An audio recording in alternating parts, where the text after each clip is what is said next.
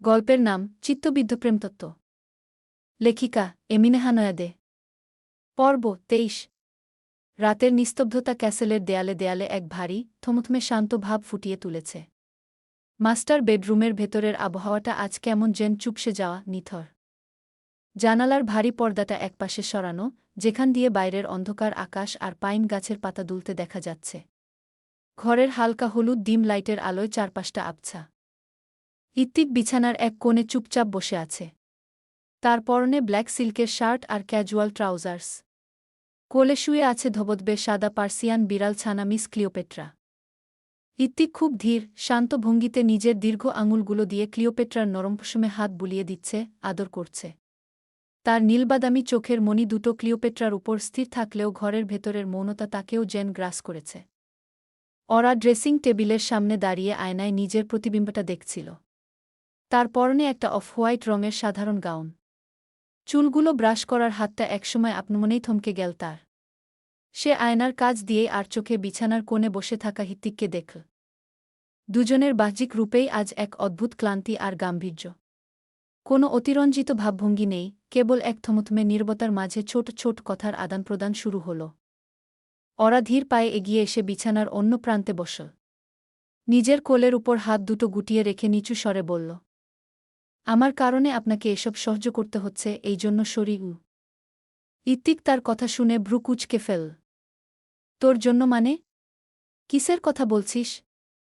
ওরা মিনমিনে কণ্ঠে বলল, এই যে আম্মু হুট করে এখানে চলে এসেছে, আবার সোফি ফ্লোরা ওরাও। ইত্তিক সাথে সাথে তাকে থামিয়ে দিয়ে বলল, পাগল হয়েছিস? কিসব বলছিস? ওরা এসেছে তো কি হয়েছে? আমি মোটেও কারো উপর বিরক্ত নই গি। ওরা একটা ভারী নিঃশ্বাস ফেলে নিজের নক্ষুরতে ঘণ্টিকাল পার করে বলল, তবুও কেমন যেন সব। আমার কোনো কিছুই আর ভালো লাগছে না গি। ইত্তিক এবার ক্লিওপেট্রাকে কোল থেকে আলতো করে বিছানায় নামিয়ে রাখল। ওরার দিকে সোজা হয়ে তাকিয়ে শান্ত গলায় বলল, বেবি, এত চিন্তা কিসের বলতো? আমি আছি না। আমি থাকতে তুই অন্য কিছু নিয়ে কেন ভাবছিস? ভাবতে হলে শুধু আমায় নিয়ে ভাবু। দুজনের এই ছোট ছোট কথার মাঝেই আচমকা দরজার কাছে একটা মৃদু খসখস আওয়াজ হল। সাথে সাথেই দুজনের ধ্যান এক নিমিষে দরজার দিকে চলে গেল। চেয়ে দেখল, ঘরের আধখোলা দরজার চৌকাঠে বুকে একটা টেডি বিয়ার শক্ত করে চেপে ধরে শুকনো মুখে দাঁড়িয়ে আছে লিটিল ফ্লোরা। ছোট্ট মেয়েটার পরনে গোলাপি নাইট গাউন। সে ঘরের ভেতরে ওরাকে দেখতে পাচ্ছিল, কিন্তু হৃত্বিকের ওমন দীর্ঘ, গম্ভীর অবয়বটা দেখে ভেতরে ঢোকার মোটেও সাহস পাচ্ছিল না। সে দরজার ফ্রেমটা এক হাত দিয়ে আঁকড়ে ধরে চুপচাপ দাঁড়িয়ে রইল। সোফি আর অ্যানার উপর থাকা তিক্ততার কারণে প্রথমে ওরার চোখে মুখে একটা অনীহার মনোভাব ফুটে উঠেছিল। সে সামান্য ভ্রু কুঁচকে কিছু একটা বলতে যাবে, তার আগেই ফ্লোরা ওরাকে দেখে নিজের ঠোঁট দুটো উল্টে ফেল। সে অত্যন্ত মিনমিন করে ভীতু গলায় ডাকল, আপি। মৃদু টোনের সেই নিষ্পাপ, আকুল ডাকটা কানে যাওয়া মাত্রই ওরার ভেতরের সেই শক্ত মনোভাবটা এক নিমেষে শীতল হয়ে গেল। ইত্তিক বিছানায় বসে পুরো বিষয়টা খুব সূক্ষ্মভাবে পরখ করছিল। ওরার মনের এই হুট করে গলে যাওয়া রূপটাও সে খেয়াল করল। ওরা এগিয়ে গিয়ে কিছু বলার আগেই এবার হৃত্বিক নিজেই বিছানা থেকে উঠে দাঁড়াল। তার দীর্ঘ শরীরটা দেখে ফ্লোরা ভয়ে আরও এক কদম পিছিয়ে যেতে চাইল। কিন্তু হৃত্বিক ধীর পায়ে ফ্লোরার দিকে এগিয়ে এল। দরজার সামনে এসে সে নিজের সমস্ত গাম্ভীর্য ঝেড়ে ফেলে অত্যন্ত নরম ও অমায়িক ভঙ্গিতে ফ্লোরার উচ্চতা বরাবর মেঝেতে হাঁটু গেড়ে বসল। ফ্লোরার সেই গুটিয়ে যাওয়া হাতটার উপর নিজের হাতটা খুব আলতো করে রেখে বাচ্চাদের মতো শান্ত গলায় ইংরেজিতে শুধাল, হেই লিটিল প্রিন্সেস, হোয়াট হ্যাপেন্ড? এত রাতে ঘুমাওনি কেন? ইত্তিকের গলার স্বরের এই আচমকা কোমলতা দেখে ফ্লোরা একটু আশ্বস্ত হল। সে তার বড় বড় বাদামি চোখ দুটো পিটপিট করে ওরার দিকে তাকিয়ে আধো আধো ইংরেজিতে বলল, অ্যানা মম আর সোফি আপি ঘরের মধ্যে খুব জোরে জোরে কথা বলছে। আমার ওসব ভালো লাগে না। আর ওদিকের রুমটাও অনেক ডার্ক। আমার ভয় করছিল। আমি কি আপির কাছে কিছুক্ষণ থাকতে পারি? ইত্তিক আলতো করে হাসল। সে নিজের হাত বাড়িয়ে ফ্লোরার নরম, সোনালি চুলগুলো যত্ন নিয়ে একটু গুছিয়ে দিল। তারপর ফ্লোরার হাতে টেডি বিয়ারটার নাকে নিজের একটা আঙুল দিয়ে মৃদু টোকা মেরে বাচ্চাদের মতো নরম গলায় বলল, ওহ, সো মিস্টার টেডিও ভয় পাচ্ছে? No problem. তুমি চাইলে তোমার আপির সাথে এই রুমেই ঘুমাতে পারো। আর এই ক্যাসেলে ভয় পাওয়ার মতো কিছু নেই। যতক্ষণ আমি আছি কোনো মনস্টার এখানে আসতে পারবে না। তাই তুমি একদমই ভয় পেও না, ওকে?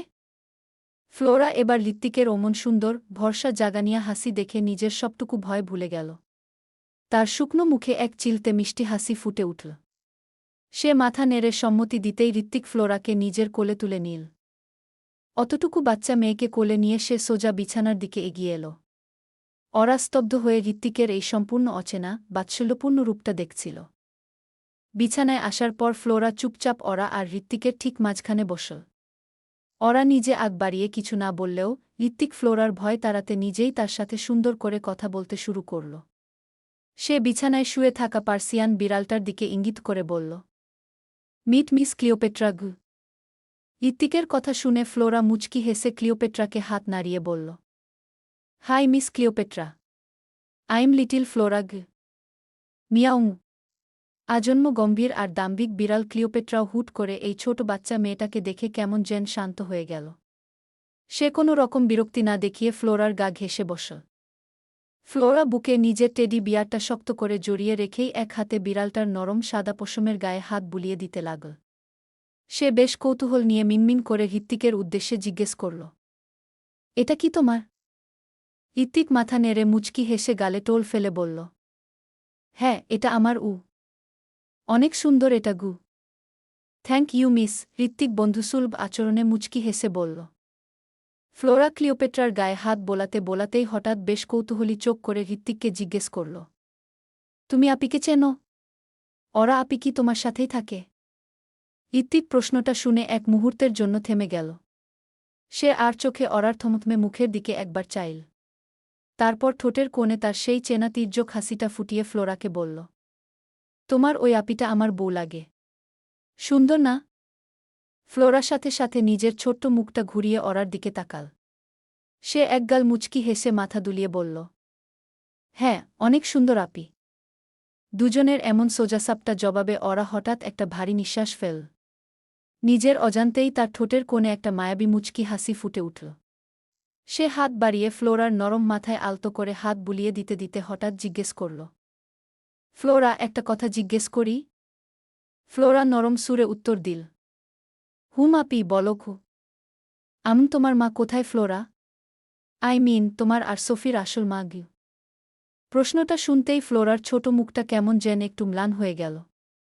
সে নিচু গলায় জানাল, তার মা নাকি তার জন্মের পরপরই তাকে ছেড়ে চলে গেছে। আর কোনোদিন ফিরে আসেনি। তাই ফ্লোরা তার মায়ের কোনো চেহারার স্মৃতি বা কোনো কিছুই মনে রাখেনি। সে আধো আধো গলায় বলল, পাপা বলেছে এখন থেকে অ্যানা আন্টি আমার মা। আর তুমি আমার বড় আপি গু। ফ্লোরার এই সরল স্বীকারোক্তি শোনার পর ওরা ফ্লোরার উপর আর কোনো রাগ নিজের ভেতরে ধরে রাখতে পারল না।